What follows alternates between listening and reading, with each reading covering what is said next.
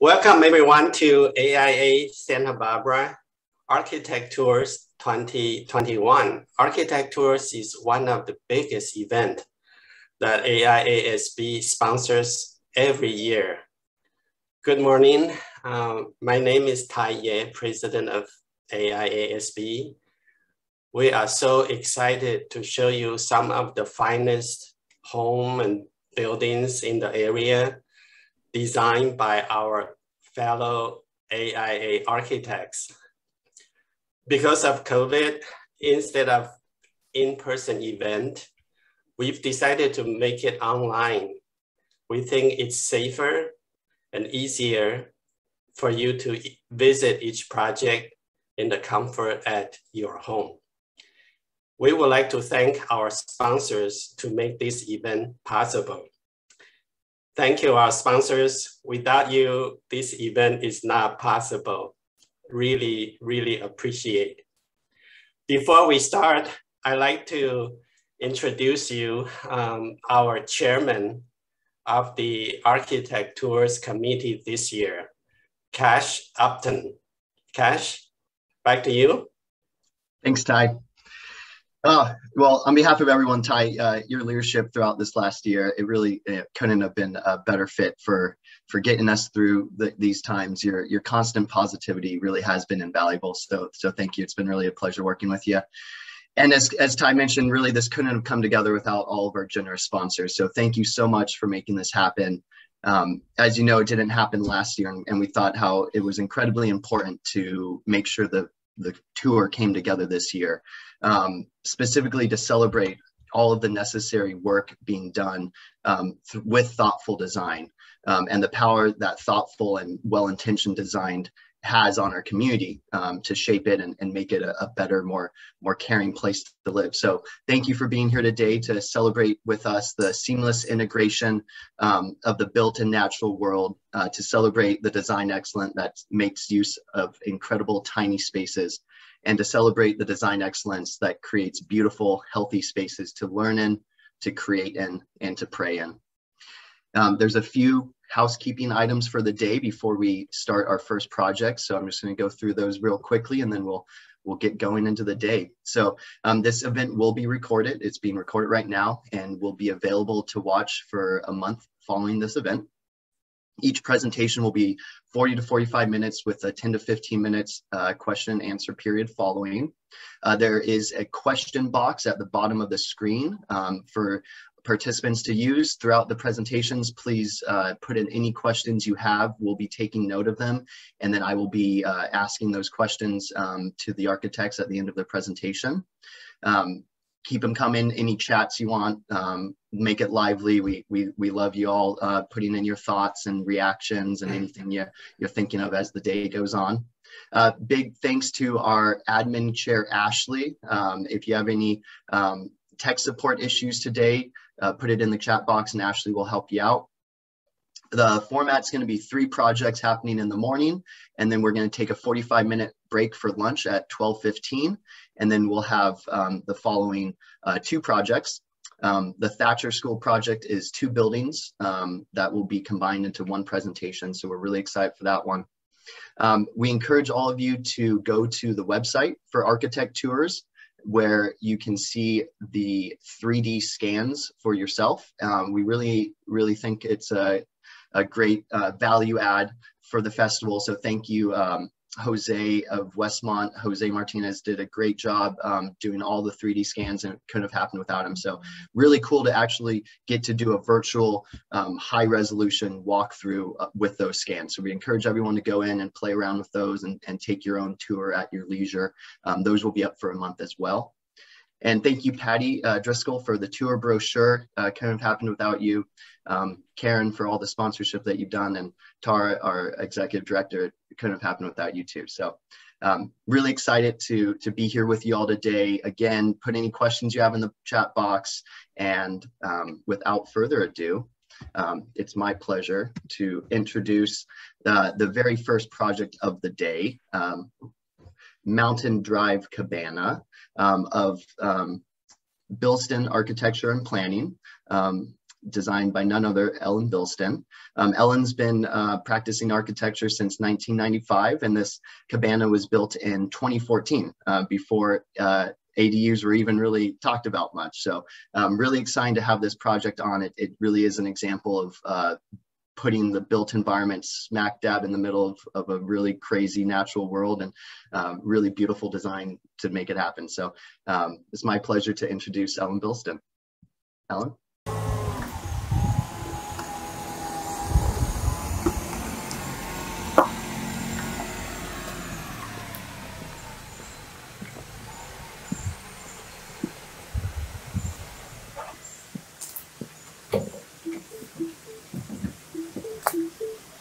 Hi, I'm Ellen Bilston. We're here at the Mountain Drive Cabana, and this project was completed a number of years ago, back in 2012. And the project started because in the tea fire there was a cabana that had already been built here that we'll show you the location of as we walk through the site. That was destroyed in that fire, and so the owner saw that as an opportunity to replace it with something that would work a lot better for their family. So let's get started and maybe just take an overview of the whole project that we worked on. As I said, it was about 10 years ago that we completed this project. The fact that the tour this year is virtual seemed like a good opportunity to feature the project because it's kind of in a remote part of Mountain Drive and kind of difficult to get to. So one of the things is we needed a concrete driveway to meet fire code requirements, and because of the steep slopes on the property. So the topography is really dramatic, and the best option for the owners was to do this concrete driveway, but they didn't want it to be a perfect looking thing. They wanted it to really blend with the natural vibe of the site. And so they had the contractor put in sticks and acorns and rocks and different sandstone colors into the mix. So that's the way you get to this property off of Mountain Drive. So standing at this spot, we kind of get a sense of the overall of this project. We've been involved over the years. So the cabana is this portion here to the left that you see. There's this pool area down below. And then most recently, our firm was involved in the carport that I just drove up into, which would be the main access point for the cabana. So the parcel is about 38 acres. Way up there is Gibraltar Road. And as you can see, there's just a lot of loose rocks, and we even experienced one of those boulders rolling down during construction right to where my car is sitting right now. And that really gave the owners a scare about, what was it going to be like to have their building here.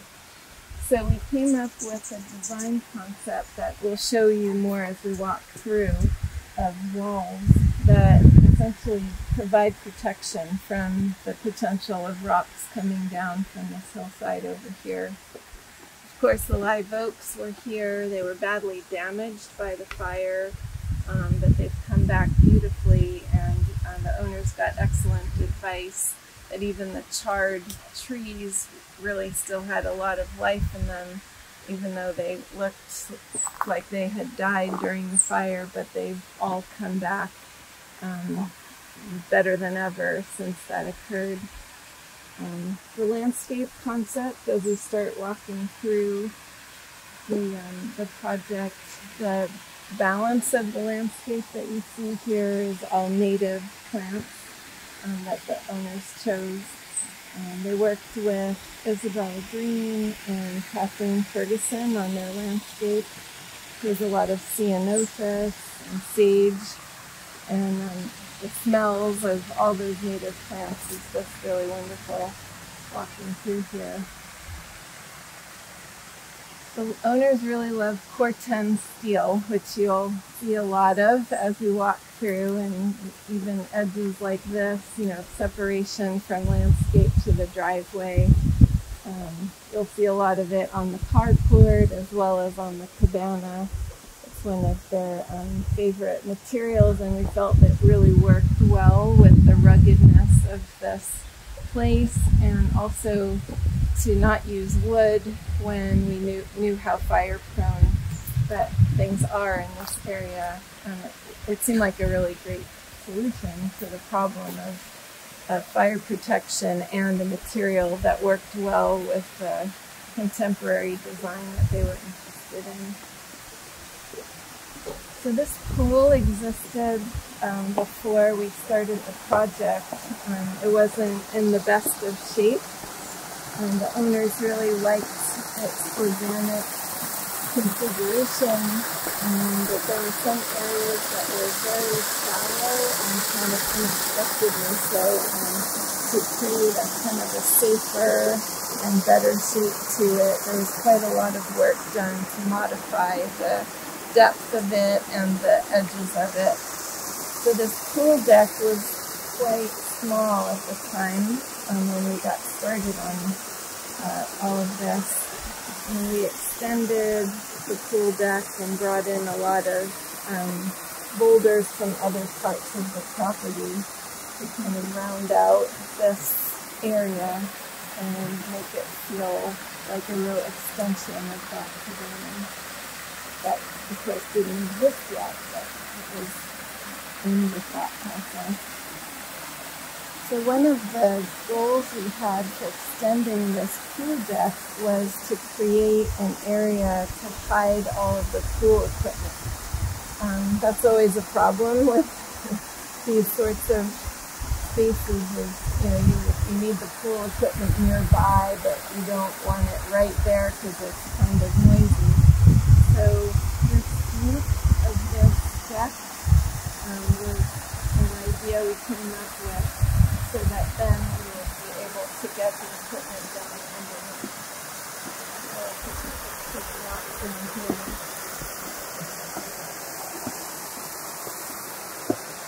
So maybe you can hear the noise of the machinery. Anyway, not the beautiful side of things, but you certainly need all that stuff to keep the pool in good shape.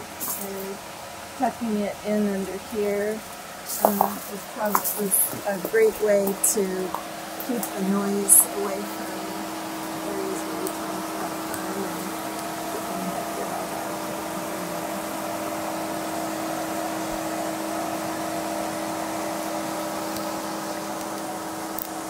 in there. All right, we'll start heading back up on these sandstone flagstone steps that play off the cobble walls supporting the original pool deck.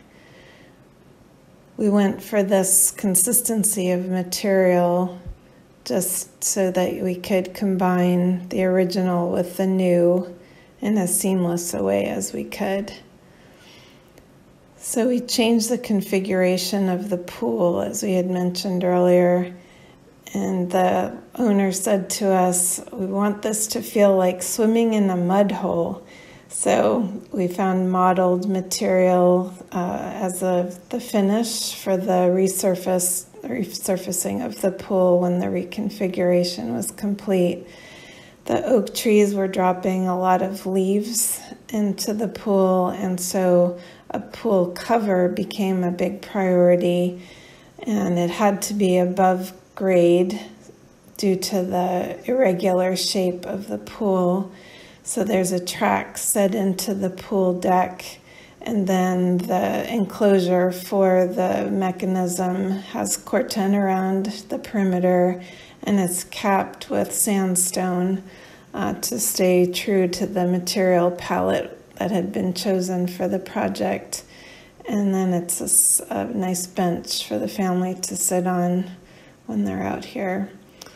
A lot of boulders were brought over to this area, and this water feature was created to add some life and interest to the side of the pool. Coming over this way, you see the two different levels that the pool and the cabana are naturally at. And we saw that as an opportunity for greater views and what to do with the space in between. So working together with Trico Welding, we created these curved plates of Corten that are sometimes fixed and sometimes are operable doors to get to storage area in that in-between space for chairs and things to be stored when they don't want them on the pool deck.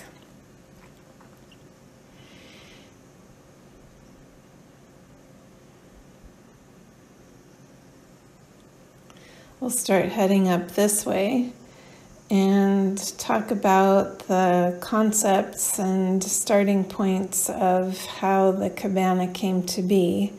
It all starts with this massive boulder that came to be here just from tumbling down from higher elevations.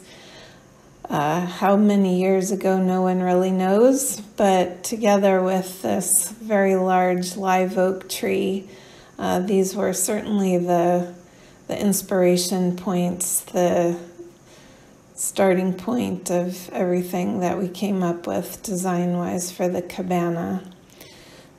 The location of the boulder and the other surrounding live oaks was the other inspiration for creating a space between that would feel like it had always been here, even though most of what we were doing was quite new.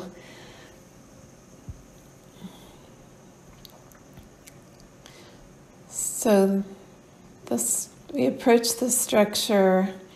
It was built, well before accessory dwelling units were allowed in 2017. So this was years prior. And you were allowed at that time to do an accessory structure as an amenity to the pool being in proximity. So these accessory structures are limited in square footage to 800 square feet, and trying to pack a lot of program into the structure. We came up with some ways to differentiate primary space from secondary, using these thick earthen walls that you see that head north-south on our site plan. They were intended to feel like they were growing out of the ground and being here and in dimensions that were not comparable to, but at least having a dialogue with these massive boulders that were here before we were. And then we have this through space in the opposite direction of just glass and open space to connect views from those boulders back there out to the pool. So that was kind of the big concepts of what we were doing here, and looking for some opportunities to create interesting carved out space from these heavy walls, spaces for kitchen, storage, seating areas, and all of that was a strategy to create a dialogue with these substantial elements that we started out with.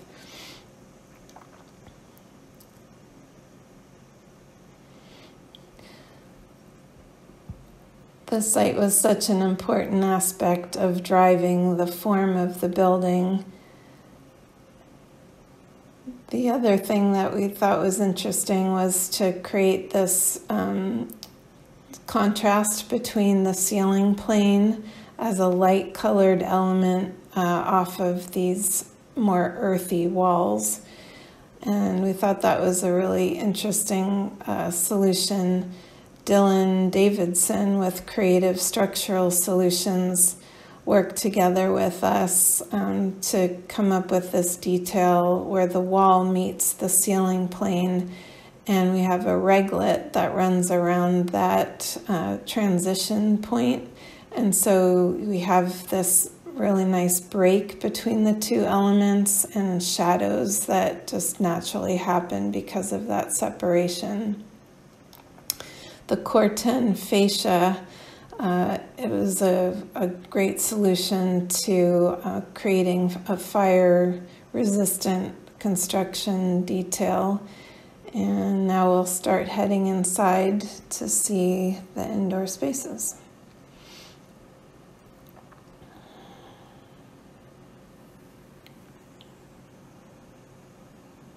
So you see how this ceiling plane just tracked right on in. We decided that the structure should be such that these sliding doors and screens could go clear up to that ceiling plane and let your eye see that continuity from indoor to outdoor, as well as the wall that we looked at earlier and a wall like this. So those are kind of the defining elements of the space in this direction, and then all glass and much lighter elements in the opposite direction.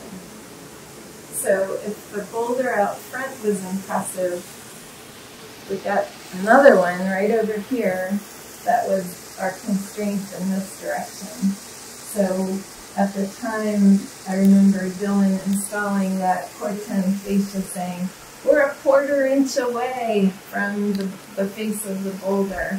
And here it's just about as close.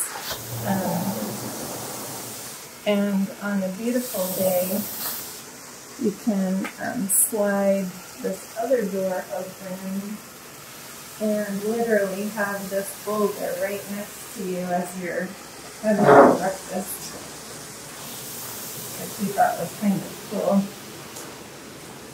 There's a whole bunch of doors here, but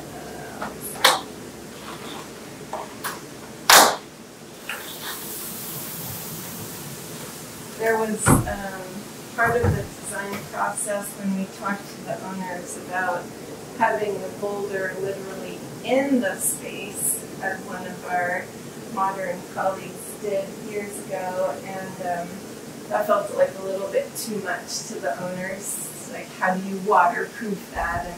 And we couldn't really disagree, even though we thought it was kind of a cool idea. But we thought the next best thing was to just have this huge set of doors right next to the boulder, and when you had a nice day outside, that you could literally be sitting right next to this boulder, and it could feel like it's part of the space from the interior to the exterior.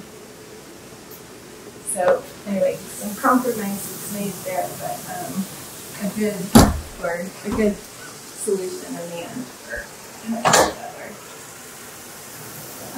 So you see also with this whole idea of these earth-colored stucco walls, the idea then was to make use of the depth of the wall. So we have these carved-in seating areas with little shelves off on the side. The whole idea was that the family would come here and enjoy the space and be having a swimming pool nearby and places to enjoy. So there are lots of grandkids and visitors from the family that come and spend time here on a regular basis. We decided to not do a gas fireplace, but rather an ethanol one, in the interest of really trying to do things right in terms of energy efficiency and using as little carbon as we possibly could. There's some great interior design choices made. Sarah Walker was involved in a lot of the choices that you see here. So I really appreciate kind of the continuity of the contemporary design. And then this is just the amount of kitchen you're allowed to have in an accessory structure. A lot of clever little moves here. So it's very functional. We've got our dishwasher built in over here, a little trash pull-out, under the sink. This is an under-counter fridge. So it's got kind of all the amenities of a full kitchen, but all done on a very, very small scale. We've got some microwaves and coffee makers and stuff in that cabinet over there. So even when we did the cabinets, the idea was to sort of continue this earth color so that it would all sort of fit within the confines of these thick walls. We've got some more storage happening over on this side. And then we start heading down this way to define the width of this wall. We sort of expressed the edges of its thickness and then knocked it back to a more conventional framed wall that doesn't read with the thickness that other primary walls do.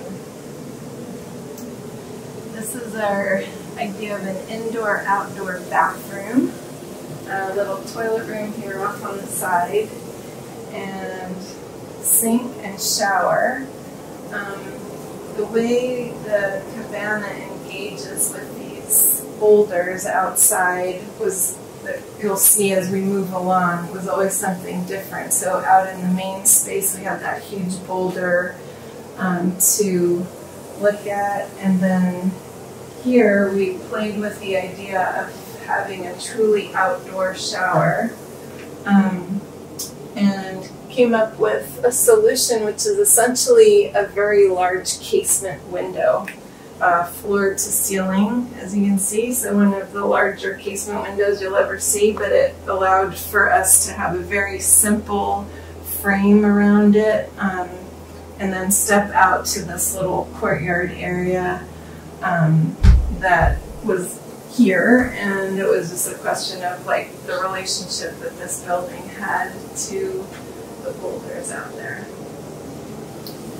Further down along the hallway, we get to the sleeping area.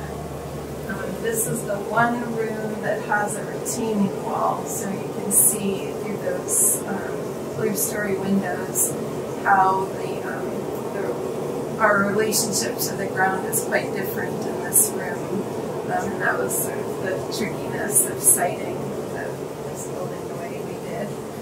And then when we look out this way, we've got, again, those floor-to-ceiling windows and doors that open out to a little courtyard opportunity. So now we're looking at the back side of that huge boulder that was part of the family out in the living area. Figured out a way to drill a hole into the boulder and get some water running down this boulder to bring some life into the space. So natural boulder turned into not so natural waterfall. A little bit of landscaping here. Again, we had one of these very thick walls. This is the thickest of all of them, so as to be protective from those rocks up on the hillside beyond us. And we carved in a little bench area so that there'd be a place to come out here and enjoy the water and the tree and all the plants that are already here. And then, as you see, that carport that we were talking about earlier is immediately adjacent. So if you're coming here to stay at the house, this might be the way you would enter. So the fascia on the edge of the house both caps the end of the eave and also hides the gutter. And so the gutter system is all welded into the back of this fascia. And there was a bit of a conundrum about where to run the downspout off of that gutter. So we ended up deciding that what should happen is that gutter should pop through the wall and then just daylight onto the ground and into the drain down at the base of that The owners are sailors, and so, you know, with this concept all being like, you know, no small solutions, they found an anchor chain to use to channel the water from that outlet down to the drain below it.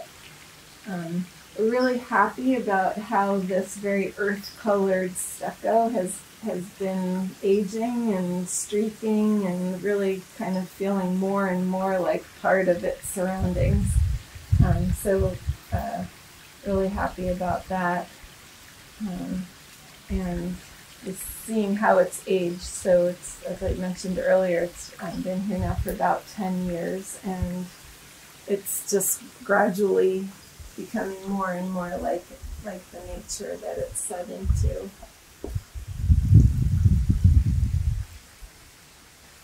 If you look up towards this, these rocks, you'll see in the distance up there some stone steps cut into the boulder, and those were apparently here originally, and the owners heard stories about these were original Chumash pathways to get through this area. So it's really kind of neat how some of that is still here to be seen today, and kind of part of the whole scene of what this cabana, where this cabana is sited. We had all kinds of other kind of interesting drainage solutions. So on this carport, which we just completed this about a year ago for the owners, the actual roof is lower than what the fascia looks like on the Corten that tracks around here, and it slopes towards the back, since we had this grate and this drain was here from way back. So we just are channeling all the water to this location, and then it dumps down. So I really want to be up here sometime when we get rain again and watch that, because I think it will be pretty dramatic. There's a lot of interesting stuff work into the structure here. The owners drive electric cars, so there's a pretty substantial panel built into these columns here, this Corten columns. So when they're here, they're able to plug in and recharge their car, and a lot of more beautiful Corten work done in order to make that happen. So maybe we'll track back through the way we came, and then we can show you around back to see sort of that, again, that relationship between the building and the boulders and landscape.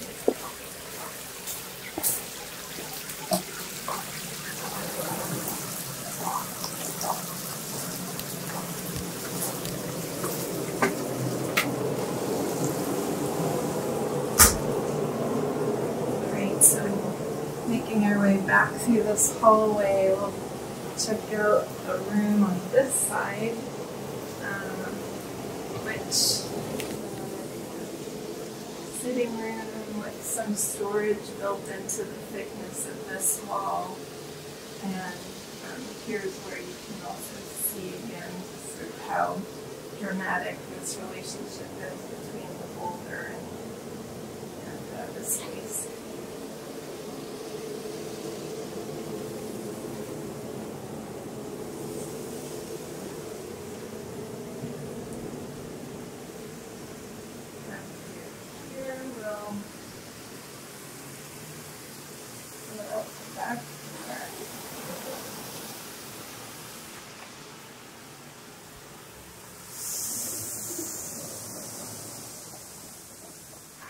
So again, this boulder, of course, was original, and then we had a really fantastic guy with a backhoe out here for a really long time. His name's Tom Gillis, and Tom was just like the hero, moving rocks around and making beautiful things happen. So he created this sort of retaining situation.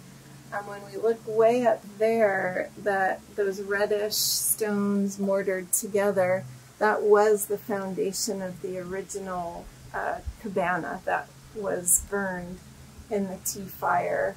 And the owners decided that they didn't like that siting. So, as I mentioned earlier, Tom did all this amazing stonework to create little pockets and wonderful things. So let's take a walk up these steps that he created.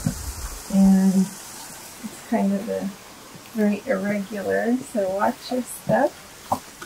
And it's just kind of exciting to come back around the other side of this boulder and then come out above the roof of the cabana. This gives you a sense of, not the clearest of days, but the ocean is an ocean view all out along there. We're seeing the top of that other huge boulder out in the outdoor living area. And then we've got lots of solar panels up here for keeping the pool warm.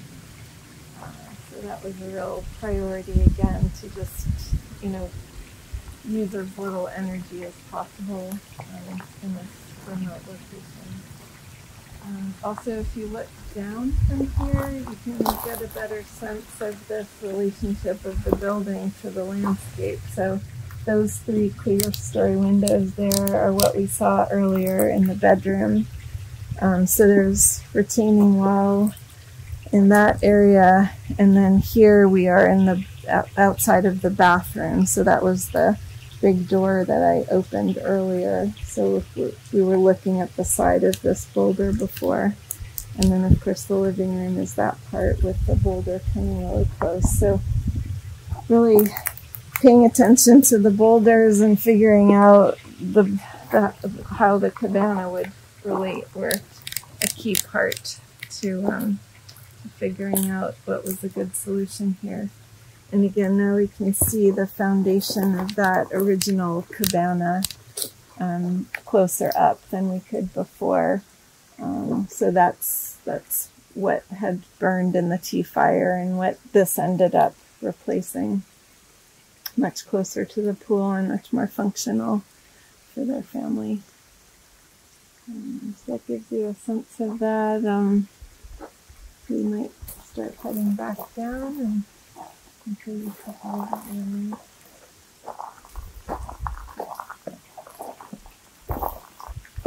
Watch your step. No railings allowed in this very natural environment.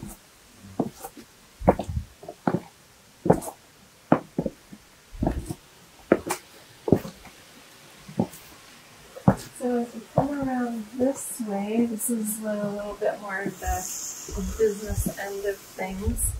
The owners were anticipating for, electrical needs and all that. So we can see a lot of equipment and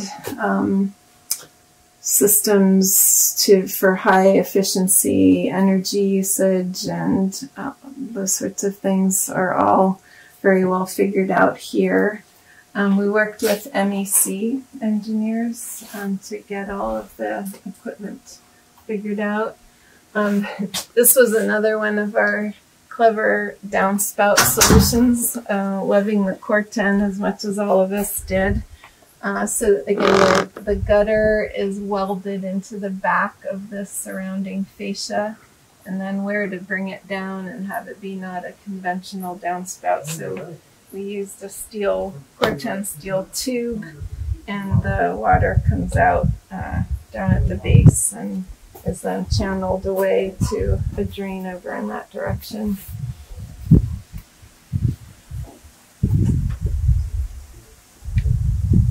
Other stand pipes that we wanted, that we needed to have access to. Again, no standard solutions here. Everything is a bit of a anchor chain and a steel plate to a little magnet to hold it in place. This pathway off to our right leads us to another key part of the property where the family likes to spend time. So this ends up being kind of a good meeting point of a variety of pathways on the property. And so it makes it a bit of a hub for family activity. So one of the priorities for the project was to provide a pool bathroom, which needed to be accessed, of course, from outside. So we were, as you might imagine, a bit tight on space with the 800 square foot limit for accessory structure. So because this doesn't have any internal access to the rest of the structure, it actually counts as a separate accessory structure, a very small one, because basically all it is the bathroom and some of those mechanical areas that we showed you on the back. But nevertheless, working really well in terms of providing that amenity directly from the pool and not taking away square footage from the rest of the program that we were able to accommodate in the adjacent accessory structure. So as long as they aren't internally connected, it's acceptable to have more than one accessory structure on a property of this size.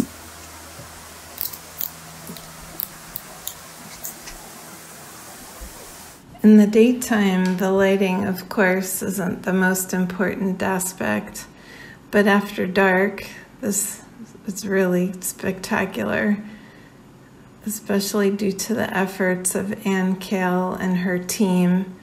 So as you look up here, you see these very nice fixtures that were chosen that work for indoor as well as outdoor. There's very small aperture, and the ceiling carries through indoor and outdoor. So as we look through here, you'll see how the grid carries through all the way from indoor to outdoor, further blurring the line that that door creates.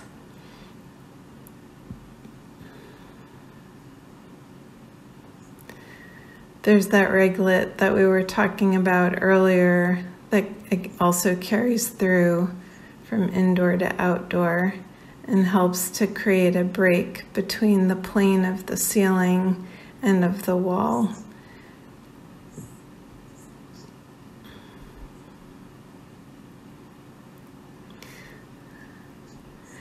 The color contrast and the shadow is really amplified by having that there. So Dylan and his team did an excellent job of creating that separation.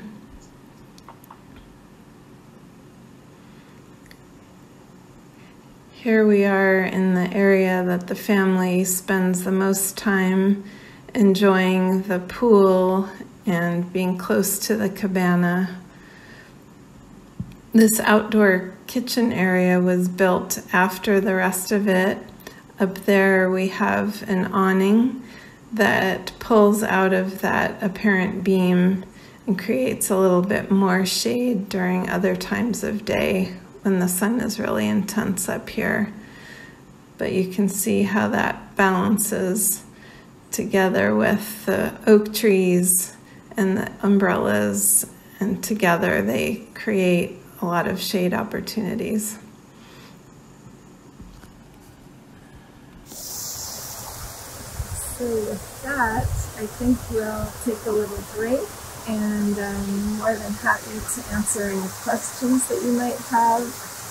So thank you so much for coming to take a look at this project. I know you've got a lot of other interesting ones to see later today.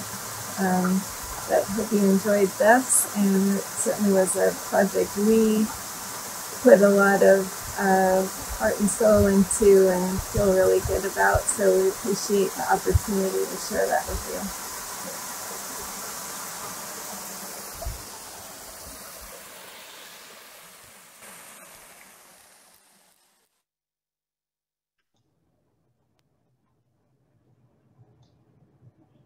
Wow, what an incredible space. Really is so beautiful. As a rock climber, I can really get behind the concept of living between two really big boulders. But I do have to ask, a way of life. Any boulders harmed in the making of this construction? I'll let Dylan chime in on that. He interacted with them most directly. There occasionally, working with Tom, we did nick a boulder, but that was highly frowned upon. So we were very careful with, especially the large boulders. We had to be very careful around those because we couldn't replace or move those very easily. Yeah, I could tell just preserving that natural look of them is really cool. Paul Rose had a question of what the flooring is. Yeah, the flooring. The attempt was, of course, less is more, and we wanted everything to be as seamless as possible. And so the idea was to create a monolithic pour with no expansion joints. And anybody who's worked with concrete understands that, every so often that concrete will crack, and you need to put it in, cut in some lines where you can control that cracking. But we decided we want to try to do it without any of them. And so we had a very special mixture of concrete with lots of fiber and bonding agents. And it was a fair attempt, but we knew that it was, possibly not going to work because we also had to color it as well. So we were trying to go for everything. And in the end, the color wasn't quite right because of the amount we had to work it. And so we went with our backup plan, which was to cover that with a micro topping. And I forget who the contractor was who did that, but he was a master with his formulas and was finally able to get something to stick to the concrete that we'd so finely worked. And so it has that monolithic kind of feel and look to it. Really cool. Folks, if there's any other questions, throw them in the chat box or the question box, and we'll keep them coming. I really love the use of Corten in this project. How'd that play a part in the actual construction process? Well, first of all, big hats off to Tony at Trico for being you rely on during the construction process, all the way from, the owners, the architects and the builders, everyone down, and the team was just spectacular and allowed for a lot of these, in the moment ideas to come to fruition, and the engineers as well. Ken was brilliant. I mean, I might see something out there and go, hey, wait, what if we do this? And you would literally give Ellen a call, give Ken a call, conference call, and within, 10 more minutes, we were on the phone with the owners making an executive decision and making a change because we wanted it to blend so well with the environment and as those things showed up. And I remember the Corten was, the owner really loves the Corten, and it just has that natural kind of, it just feels like earth, metal earth. And once we got to doing it, I mean, one thing Ellen didn't touch in on, I don't think on the video was, the fascia was like what was it? I think it was a 1/4 inch, or no, it was like 3/8 inch thick Corten by 12 inches. So really heavy pieces. And we had to pre-weld them all together with the gutter, which was a U channel as well, and mount these brackets. And then Tony had to get up there and weld the corners and miter. So it really appears like it's a seamless, you don't see joints anywhere. You don't see any fasteners, and keeping the busyness out by getting rid of the fasteners, then translated to the soffit underneath, with the exception of like the main roof, the roof area that, is that lighter color. The exterior soffit, we also put Corten up there. So we had to experiment with different thicknesses. And then those we also, to get rid of the fasteners, I remember spending a day out there with the owner just trying to figure out a way to do that. And we came up with magnets. And it was, okay, now we have to find the right size magnets that are going to hold up this metal that, so literally the fascia is being held up with magnets. And there's a like small hole in one area that you can pull it.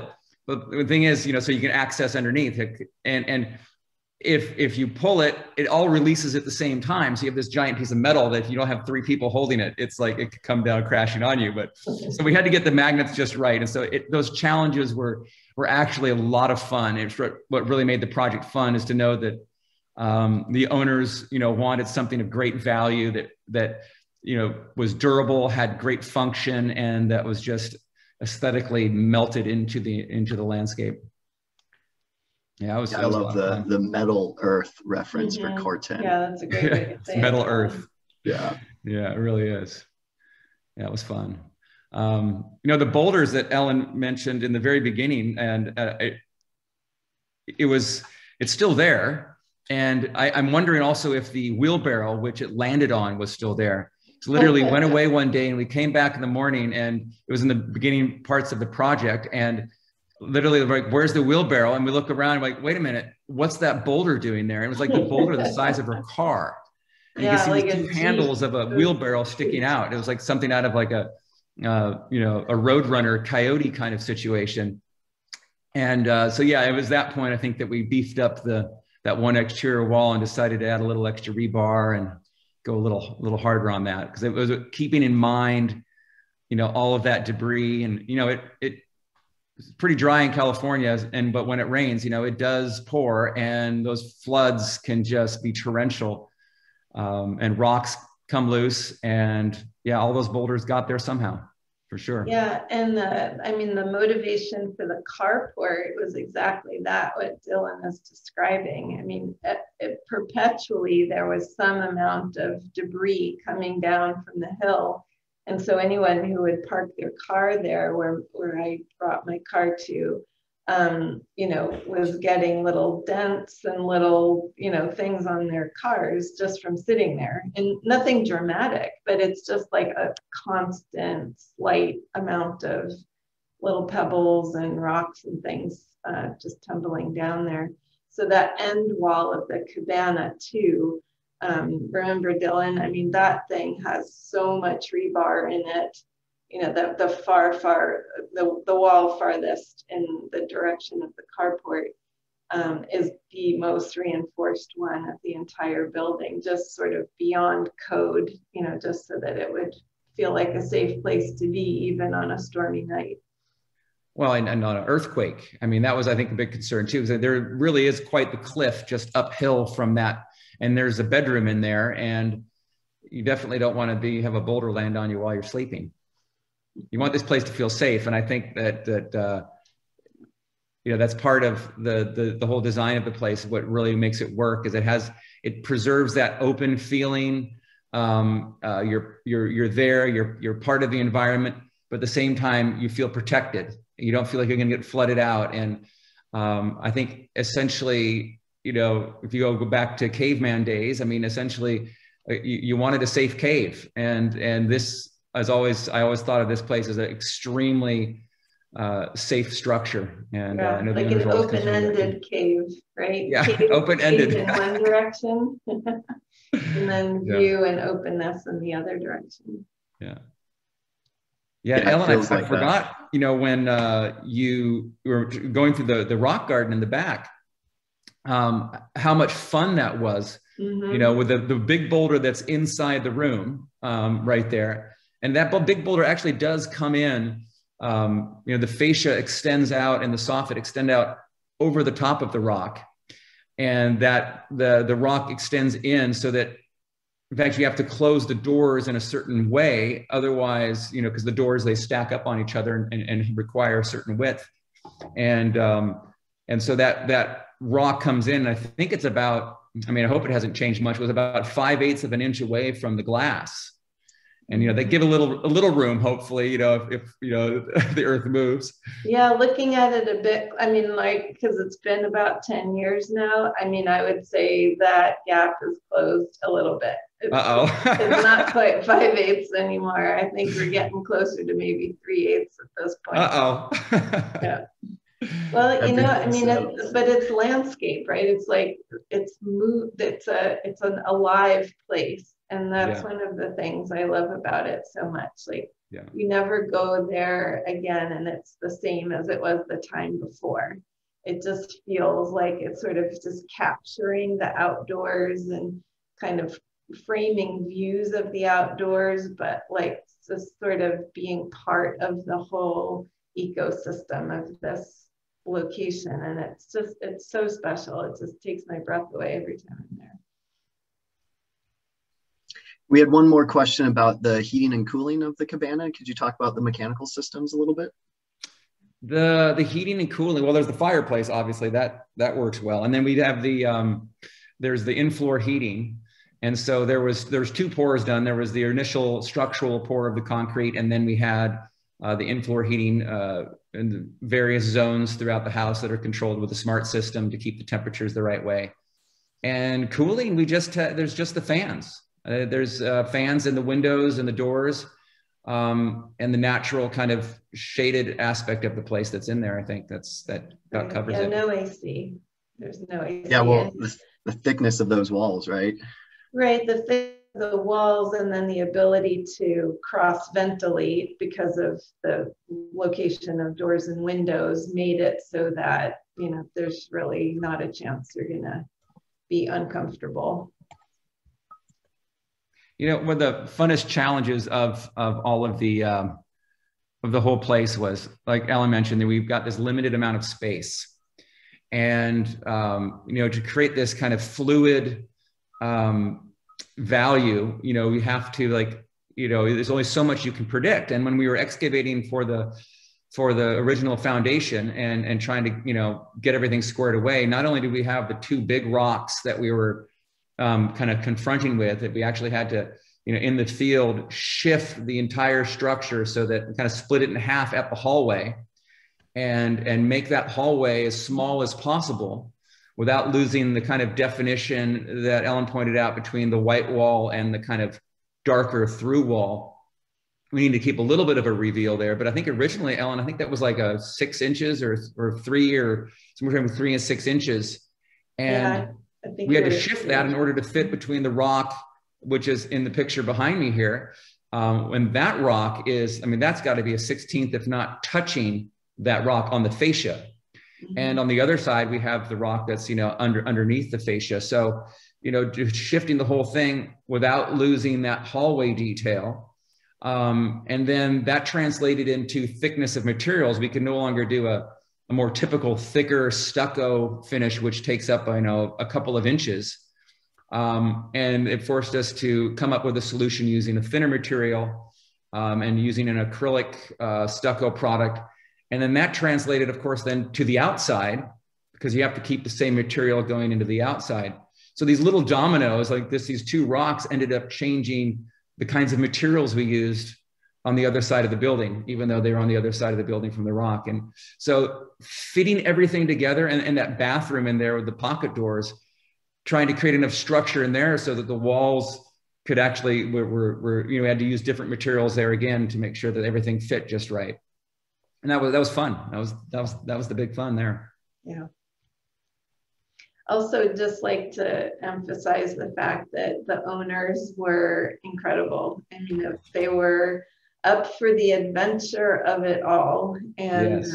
You know, just so grateful to, you know, working with folks like them on you know, a project like this, where things change, like Dylan's saying, you know, sometimes we had to kind of turn on a dime to make things fit or work, or, you know, kind of have the ultimate simplicity that we were all seeking aesthetically. You know, to use the magnets to hold the fascia in place. I mean, some of the, you know, kind of really creative ideas that came up along the way, and they never flinched, and they hung in there, and it, you know, they saw it through, and they just love this place. You know, it's just really become part of their whole family dynamic to spend time here, and so that just really feels great to have been a part of, and working with Dylan was an absolute treat.